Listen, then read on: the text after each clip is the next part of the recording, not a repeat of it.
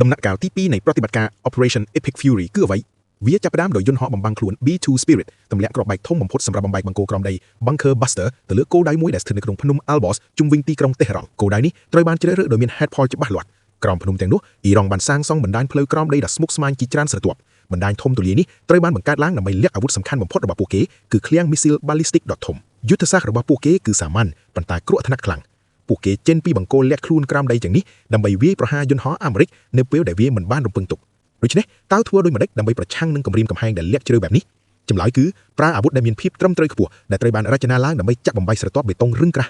់ដោយគ្រាន់តែប្រើគ្រាប់បែកបំបីបង្គោលក្រោមដីប្រហែល12គ្រាប់កងទ័ពអាចបំផ្លាញទីក្រុងមីស៊ីលក្រោមដីទាំងមូលបាននៅក្នុងការវាយប្រហារដ៏ខ្លាំងតែម្ដងដំណាក់កាលទី1នៃ Operation Epic Fury មានន័យថាសង្គ្រាមបន្តរយៈពេល7ថ្ងៃនៅមេឃលើអ៊ីរ៉ង់ស្ងប់ស្ងាត់ទៅហើយប៉ុន្តែមិនគួរឲ្យយល់ថាសង្គ្រាមបានបញ្ចប់ទេទោះអាមេរិកមានអំណាចគ្រប់គ្រងអាកាសស្ទើរតែទាំងស្រុងក៏ដោយការប្រយុទ្ធកំពុងចូលដល់ដំណាក់កាលគ្រោះថ្នាក់បំផុតដំណាក់កាលទី1គឺផ្ដោតលើការកម្ចាត់ការពីអាកាសចំណែកដំណាក់កាលទី2គឺផ្ដោតលើការវាយប្រហារ missile ballistic យុទ្ធសាស្ត្ររបស់អ៊ីរ៉ង់ដែលលាក់ក្រោមដីទីតាំងទាំងនេះគឺជាបណ្ដាញផ្លូវក្រោមដីបច្ចេកវិទ្យាខ្ពស់ដែលខួងជ្រៅក្នុងថ្មភ្នំរឹងក្រាស់ហើយត្រូវបានការពារដោយដីនិងបេតុងរឹងជាច្រើនសិបម៉ែត្រប្រសិនបើបោះគ្រាប់បែកធម្មតាទោះបីជាខ្លាំងក៏ដោយវាមិនអាចធ្វើអ្វីបានសោះប៉ុន្តែបញ្ហាគឺអ៊ីរ៉ង់នៅតែមិនទាន់ចាញ់សង្គ្រាមទោះអាមេរិកគ្រប់គ្រងអាកាសក៏ដោយក៏មានប្រព័ន្ធមីស៊ីលការពារអាកាសដែលនៅសល់ដូចជា S-300 Surface to Air Missile System ដែលនៅតែលាក់ខ្លួនសម្រាប់យន្តហោះ Boeing F-15E Strike Eagle ដែលជាយន្តហោះបោះគ្រាប់បែកដ៏ល្បីរបស់កងអាកាសអាមេរិកការចាប់សញ្ញារ៉ាដាមួយដងពីមីស៊ីលដែលនៅសល់អាចជាការកាត់ទោសស្លាប់ភ្លាមនៅក្នុងសង្គ្រាមធំៗបែបនេះការបាត់បង់យន្តហោះមានតម្លៃរាប់លានដុល្លារនិងក្រុមបញ្ជាការយន្តហោះគឺជាហានិភ័យដែល United States Department of Defense មិនចង់ទទួលយកឡើយពេលហានិភ័យខ្ពស់ពេកសម្រាប់យន្តហោះប្រយុទ្ធធម្មតាគេត្រូវនាំយន្តហោះធំៗចូលមកប្រើគឺយន្តហោះបំបាំងខ្លួន B2 Spirit យន្តហោះប្រភេទ Flying Wing ដែលមានតម្លៃប្រហែល$2,000 លាននេះត្រូវបានរចនាឡើងសម្រាប់គោលបំណងតែមួយគឺទៅកាន់ទីកន្លែងដែលយន្តហោះផ្សេងៗមិនអាចទៅដល់បានវាមិនចាំបាច់ប្រយុទ្ធជាមួយប្រព័ន្ធការពារអាកាសទេប៉ុន្តែវាគ្រាន់តែមិនអើពើទៅនឹងវាហោះលាក់ខ្លួនដោយមិនឲ្យរ៉ាដាររកឃើញនៅកម្ពស់ខ្ពស់ក្នុងបរិយាកាស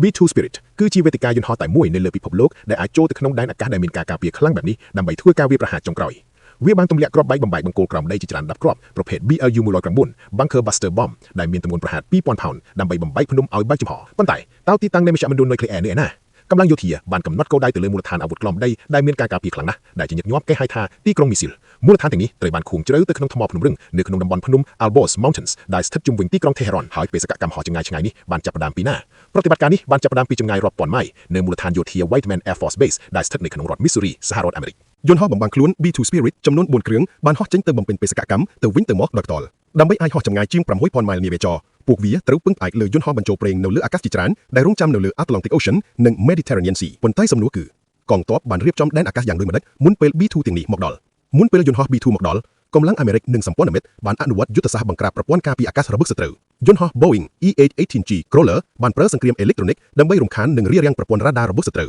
ខណៈដែលយន្តហោះប្រយុទ្ធផ្សេងៗបានបំផ្លាញទីតាំងបាញ់មីស៊ីលការពារអាកាសដើម្បីធ្វើឲ្យប្រព័ន្ធការពារអាកាសរបស់សត្រូវងងឹតភ្នែកនិងបើកផ្លូវឲ្យសុវត្ថិភាពជាងមុនដោយសារតែការរៀបចំនេះយន្តហោះ B2 អាចចូលទៅក្នុងដែនអាកាសដែលការពារបានខ្សោយដោយមិនត្រូវបានរកឃើញឡើយ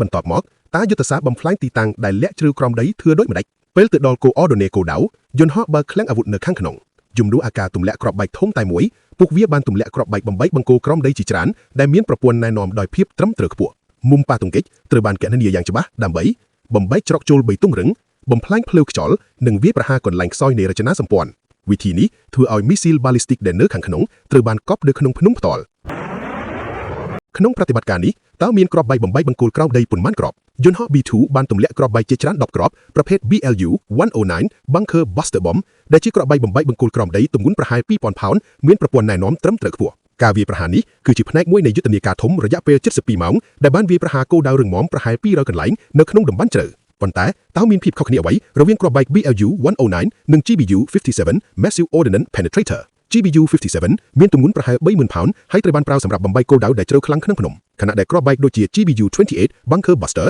និង GBU-31 Joint Direct Attack Munition ត្រូវបានប្រើដោយអាវុធវាយប្រហារដោយភាពត្រឹមត្រូវខ្ពស់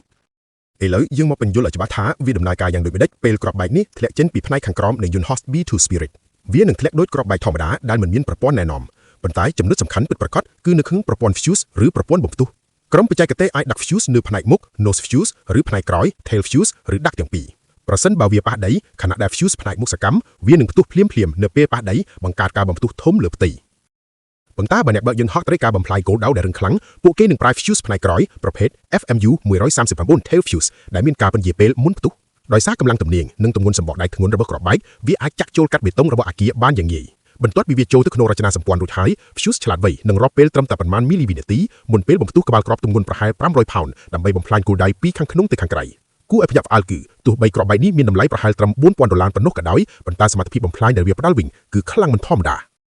ដូច្នេះតើមានភាពខុសគ្នាអ្វីរវាងគ្រាប់បែក BLU-129 Bunker Buster Bomb និងគ្រាប់បែកធំ GBU-57 Massive Ordnance Penetrator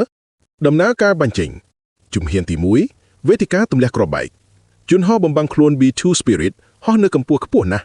ពេលយន្តហោះទៅដល់ទីតាំងគោលដៅនិងលក្ខខណ្ឌសមស្របវាអាចបញ្ចេញគ្រាប់បែកពិសេសនេះបានគ្រាប់បែកនេះត្រូវបានរចនាឡើងសម្រាប់ការវាយដំណក់ដោយភាពត្រឹមត្រូវខ្ពស់ហើយកម្ពស់ដែលទម្លាក់ចេញមានសារៈសំខាន់ខ្លាំងចំពោះទិសដៅនិងប្រសិទ្ធភាពរបស់វាជំហានទី2ប្រព័ន្ធកំណត់គោលដៅគ្រាប់បែកត្រូវបានបំពាក់ដោយបច្ចេកវិទ្យានាំផ្លូវកម្រិតខ្ពស់ដូចជាប្រព័ន្ធ Global Positioning System ឬ GPS និងប្រព័ន្ធ Inertial Navigation System ឬ INS ប្រព័ន្ធទាំងនេះប្រែផ្កាយរ៉ានយោធាដើម្បីណែនាំគ្រាប់បែកឲ្យទៅកាន់គោលដៅបានត្រឹមត្រូវជំហានទី3កែតម្រូវទិសដៅព័ត៌មាននាំផ្លូវនឹងបញ្ជូនទៅកាន់ស្លាបតូចៗ4នៅផ្នែកខាងក្រោយនៃគ្រាប់បែកស្លាបទាំងនេះអាចផ្លាក់ប្ដូរនិងកែទិសបានភ្លាមៗខណៈដោយគ្រាប់បែកកំពុងធ្លាក់ដោយកម្លាំងទំនាញផែនដីការកែទិសនេះមានសារៈសំខាន់ណាស់ព្រោះគ្រាប់បែកមិនមានម៉ាស៊ីនជំរុញយឺ thruster ដើម្បីផ្លាក់ប្ដូរទិសដៅឡើយវាពឹងផ្អែកលើការផ្លាក់ស្លាបនិងការទម្លាក់ពីកម្ពស់ខ្ពស់ដើម្បីគ្រប់គ្រងផ្លូវហោះរបស់វាហេតុនេះហើយបានជាគ្រាប់បែកត្រូវតែទម្លាក់ពីកម្ពស់ខ្ពស់ណាស់ដើម្បីឲ្យវាមានពេលវេលានិងចម្ងាយគ្រប់គ្រាន់ដើម្បីកែទិសទៅរកគោលដៅឲ្យបានត្រឹមត្រូវជំហានទី4ការប៉ះទង្គិចនិងការចាក់ចូលគ្រាប់បែក GBU-57 Massive Ordnance Penetrator មានទម្ងន់ប្រហែល 30,000 ផោនឬប្រហែល 14,000 គីឡូក្រាមពេលវាប៉ះគោលដៅវានឹងប៉ះដោយកម្លាំងខ្លាំងបំផុតដែលត្រូវបានរចនាឡើងដើម្បីចាក់ចូលទៅក្នុងរចនាសម្ព័ន្ធរឹងៗដូចជាបង្គោលក្រោមដីឬបេតុងរឹងថាមពលនៃការប៉ះទង្គិចអាចធ្វើឲ្យគ្រាប់បែកចាក់ចូលជ្រៅជាង200 ហ្វីតនៅក្នុងបេតុងរឹងឬរចនាសម្ព័ន្ធរឹងៗដើម្បីឲ្យការបំផ្ទុះកើតឡើងនៅកន្លែងដែលមានប្រសិទ្ធភាពបំផុតតើយន្តហោះបំបាំងខ្លួន B2 Spirit អាចទៅដល់រងភ្នំមីស៊ីលដោយមិនត្រូវបានរកឃើញយ៉ាងដូចម្តេចជាធម្មតាយន្តហោះភាគច្រើនមាន rudder និង elevator ដើម្បីបង្វិលនិងរក្សាលំនឹងយន្តហោះប៉ុន្តែ B2 Spirit មិនមានផ្នែកទាំងនេះឡើយហេតុផលគឺផ្នែកឆ vertical structures អាចបញ្ចេញការឆ្លក់រលករ៉ាដាបានដូច្នេះអ្នករចនាបានបង្កើតវាដោយគ្មាន vertical stabilizer ឬ rudder នៅខាងក្រោយឡើយជំនួសវិញវាប្រើបច្ចេកទេសដែលហៅថា split drag rudders ដើម្បីគ្រប់គ្រងទិសដៅនិងរក្សាលំនឹងសម្រាប់យន្តហោះប្រភេទ flying wing ប៉ុន្តែអ្វីដែលសំខាន់បំផុតគឺរចនាសម្ព័ន្ធ stealth របស់វាគែមស្លាបភាគច្រើនធ្វើពី fiberglass epoxy ដើម្បីបញ្ចេញរលករ៉ាដាឲ្យបែកចេញផ្នែកធំបំផុតនៃស្លាបធ្វើពី graphite epoxy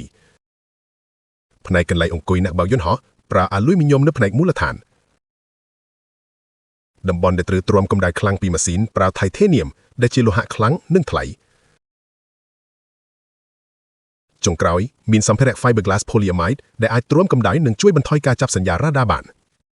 នេះគឺជារូបរាងរបស់វានៅពេលដែលបានដាក់ស្លាកនិងបែងចែកជាផ្នែកទាំងអស់ដើម្បីឲ្យអ្នកអាចមើលឃើញនិងយល់បានច្បាស់ជាងមុនដើម្បីយល់កាន់តែច្បាស់ក៏មានបច្ចេកវិទ្យាថ្នាំលាបបំបាំងរ៉ាដាដែលមានតម្លៃប្រហែល$1,000 លានហើយនៅតែជាព័ត៌មានសម្ងាត់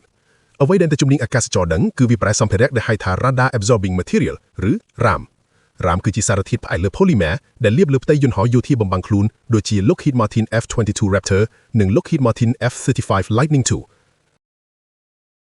បន្តទៅផ្នែកខាងក្រោមនៃយន្តហោះពេលបែក Bombay នឹងឃើញប្រព័ន្ធព្យួរអាវុធដែលធ្វើឲ្យយន្តហោះនេះមានអំណាចខ្លាំងទោះបី B2 Spirit មើលទៅមិនធំក៏ដោយប៉ុន្តែវាអាចដាក់គ្រាប់បែកប្រហែល80គ្រាប់ប្រភេទ Mark 82 bomb ដែលគ្រាប់នីមួយៗមានទម្ងន់500 ផោនអាវុធទាំង80គ្រាប់នេះអាចដាក់នៅក្នុងប្រព័ន្ធព្យួរនេះបានទាំងអស់ដែលមានទម្ងន់សរុបប្រហែល 40,000 ផោនប្រហែល 18,000 គីឡូក្រាមជាប្រព័ន្ធគ្រាប់បែកធ្លាក់ដោយកម្លាំងទំនាញផែនដីអាស្រ័យលើបេសកកម្ម B2 Spirit ក៏អាចបដូរទៅប្រព័ន្ធអាវុធបង្វិលក៏បានដើម្បីដឹកមីស៊ីលប្រហែល16គ្រាប់ប្រភេទ AGM-158 Joint Air to Surface Standoff Missile ដែលគ្រាប់នីមួយៗអាចមានតម្លៃប្រហែល$1.5 លានពេលរៀបចំរួចរាល់យន្តហោះបំបាំងខ្លួន B2 Spirit អាចបញ្ចេញអាវុធនេះដោយស្ងាត់ៗបន្ទាប់ពីបញ្ចេញចេញមីស៊ីល AGM-158 Joint Air to Surface Standoff Missile នឹងបើកស្លាបរបស់វាហើយហោះទៅរកគោលដៅមីស៊ីលនេះអាចធ្វើដំណើរបានចម្ងាយប្រហែល230ម៉ាយល៍ឬប្រហែល370គីឡូម៉ែត្រមុនពេលវាយប្រហារគោលដៅជួបគ្នាវីដេអូក្រោយជម្រាបលា